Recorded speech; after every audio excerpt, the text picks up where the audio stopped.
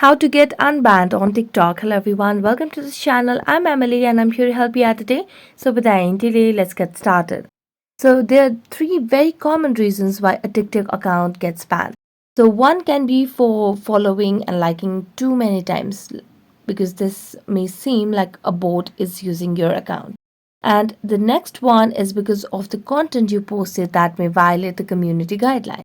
While the third reason might be for getting banned is for a live video or a comment that breaks the TikTok guideline. And you can get banned if you're under 13 as well.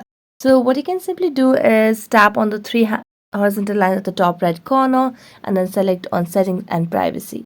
Now scroll down to the very end and here tap on report a problem. So if you reported TikTok, you can let them know that you believe you didn't break any of the guidelines and you would like to appeal the decision, and hopefully someone at TikTok reviews your account and helps you get unbanned on TikTok and recover your TikTok account. So that's it. Thank you so much for watching this video and see you next time.